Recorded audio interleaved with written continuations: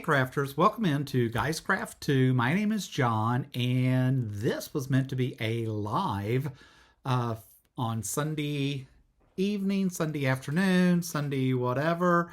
Didn't work out that way, so we are coming to you the way we normally do. But so hopefully next weekend, next Sunday, will be our first finally live, and we have figured out technology and all those great things that go with trying to create a YouTube channel and trying to have a real YouTube following family so we can actually talk and chat back and forth. Appreciate each and every one of you that are subscribers and listen to us and tune in, but would definitely like to be able to chat with you more real time. Hopefully that's will come next weekend. So with that said, let's talk about all the things that we got done. It was really an amazing long weekend for me because it was Friday, my Friday off. So I was able to go to Quilt Camp, and Quilt Camp for me this weekend was machine embroidery. So we did a machine embroidery workshop, blocked out the room from 8 to 4 on Friday, and again 8 to 4 on Saturday, which is some long time working.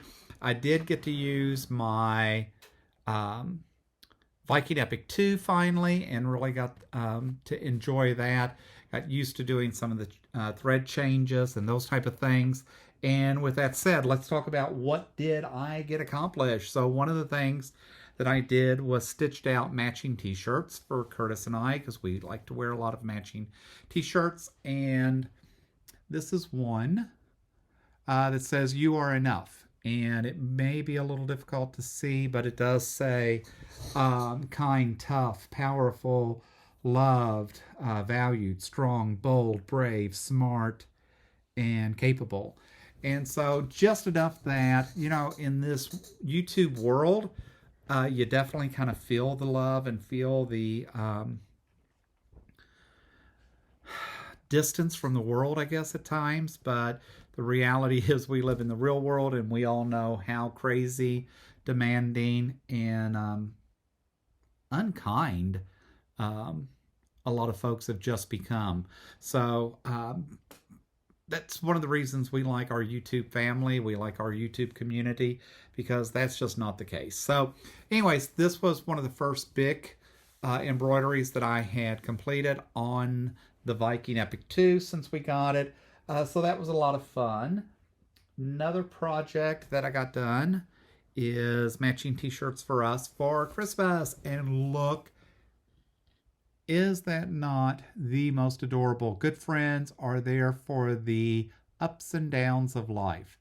And I just loved everything about this design. It's actually the first design I stitched on the Epic, because I knew it wouldn't be a thick, heavy design unlike the other one.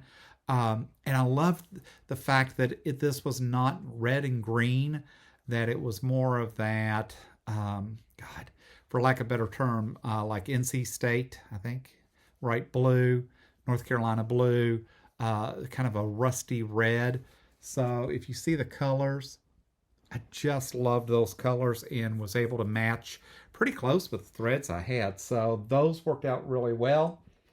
Then the next thing I did was, I've really been wanting to do a pride quilt hanging. So not a quilt per se, but a wall hanging. And I found some really, really nice patterns on a site called Doobie Doo Embroidery. They were like $1 a piece, and the first one I got stitched amazing. So, you know, when you find a site, you find some things that stitch out really cool. It just makes you want to go back. So my plan is to do probably a 9-box, and so each one of these will be cut out, featured. Then we'll put some coordinating borders around it and make it a nice quilted wall hanging. But really wanted to look at some different things. So I stitched this. It says, "Let your color shine, true color shine." I just thought those were so pretty. Such a cool design when I found it. So that is one. Another is just simple LGBT with the rainbow. Again, stitched out beautiful. Another design is Love Wins, and I liked that. This design, I changed up a little bit. It is the way it was designed. It says love is love, but when they showed it, they actually showed the rainbow heart, but they showed it all with black stitching, and I just thought it was too harsh and too hard, so I did not stitch it with the black, especially because I'd already done like this one with the black. And so I didn't want to overuse the black, and I think this, I'm gonna call it Battleship Gray, just really complemented the design overall very well. So I did that. Another design that they had was just the rainbow heart. And then this one I changed around a little bit too. And this is Love Who You Want. And because I kind of fell in love with that blue, I did the blue with a purple banner box with a red heart. And so I think these just really stitched beautiful. If you're looking for some designs like this, I would definitely recommend the Doobie-Doo site. I'll try to remember, I'll drop it at least in my Facebook page. Hopefully I may get it linked on here, but we'll see. But those were the projects. I got all of that done this weekend. On top of it, I started a modified fence rail, I think is what we call it, where you stitch, use the jelly roll and you do the 5 jelly rolls, and then you cut them and twist them and turn them in that. I think I showed you that the other day. I've got all of these cut, all of these ready to go. Now just have to assemble them and then store them, hang them on my long arm for one day being long-armed. But really like these. I think this will be cute for spring, summer. Let's hope that it's spring, summer of 2024 because the Christmas design that was meant to be for Curtis and I in 23 has now, I am 11 months early. And so, see, it all works out. So that was one thing. The other thing I got done was I had another jelly roll and I meant to grab it and bring it in, but of course I forgot. But I did go out to Fat Quarter Shop and downloaded their free pattern, the Jelly Roll Jam Quilt pattern. And I really liked the way this pattern laid out, where you stitch the 6 across and then cut it up. So I am going to use these 3 and make, with that pattern, make that quilt. And I think these are really cool colors. So I think that will make a really pretty quilt. And so that's one set. And then the second set I have cut and ready to assemble are these 3 colors. So give me a minute. I am working on trying to get them up there. I don't know why I feel like I have to blah, blah, blah, just keep talking. So here's the other one. So I think both of these will end up making really pretty quilts. I really like this pattern. I have to say, I'm not always, I like the Fat Quarter Shop for a lot of different reasons, but sometimes I get frustrated watching because like certain things that they do are so perfection that as a newbie, it makes me go, I don't think I want to even tackle that or try to understand what she's doing there. But that said, I ended up doing that. And when you look at this pattern with twists and turns and all that, I think these are going to make a beautiful quilt at the end of the day. So that's more projects. So if you were watching us in 23, you know we did a lot of shopping sprees. We had a lot of things going on, but we are finally actually at the machines. And I'm hoping, like I said, next week, if we go live, I'm hoping Curtis will sit in the back and moderate for us. And I'm hoping that I may be able to stitch and do some things while we just talk and probably spend about 45 minutes. I doubt our first live is going to be anywhere near an hour, but we'll see. That said, those are the projects that we completed. I will tell you, my Juki and I, we are finally starting to get along. It still does a awful knot at the beginning of every stitch, and I cannot figure out what's going on with it. I've talked to Juki Junkies, I've talked to different ones, and yet it just doesn't seem to make a difference. That said, I have figured out that my life is much better, much easier if I just use pre-wound bobbins. When we had the commercial embroidery business back in Virginia, called Back Porch Sundries, Long story there, and glad to share that at some point. But we actually had a commercial business where we did commercial embroidery. We had industrial machines. We had forehead SWF machines. I had Toyota machines. Had a Brother PR600 that is the best machine ever. Unfortunately, that ended up with the X in Virginia, and I really wish I had it, but I don't, so I can't harp on that. But we always used pre-wound bobbins. Sewers seem to like to wind their own, so I started doing that. Um, I did not use any pre-wound bobbins on this, or on. I did not wind any bobbins on the stupid Epic. I used all pre-wound bobbins.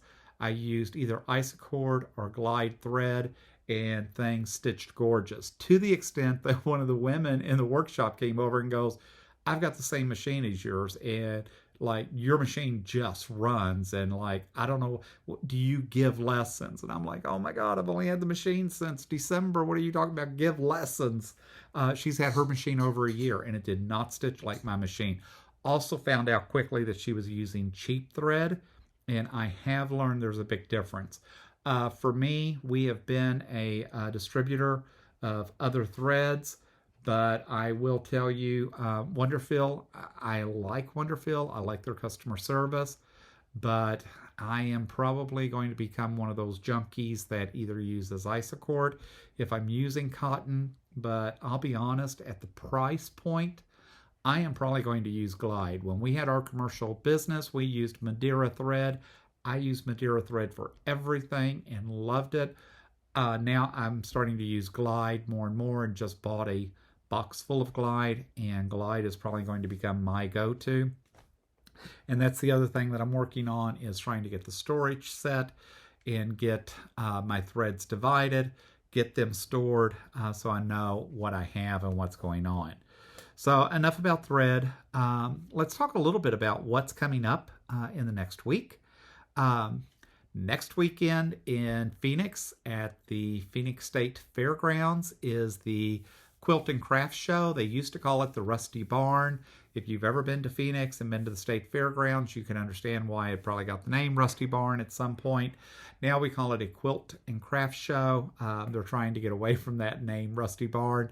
At the end of the day, it's a vendor show with lots of vendors, lots of things to buy. So I hate to tell you, if you do tune in next Sunday, you're probably going to see some shopping spree, because that's just a big part of what it is. That's probably our last big shopping spree for a while. I have been saving, have been planning for that.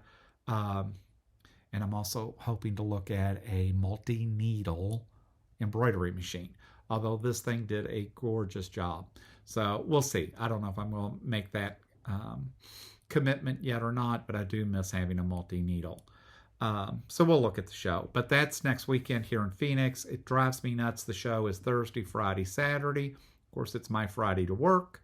And the show is only open till I think 4 o'clock, which means Curtis and I will fight the hordes of people on Saturday. We get haircuts Saturday morning and then straight down to the show and fight the traffic, fight the crowds, fight getting in and out. But it is what it is. I do want to go.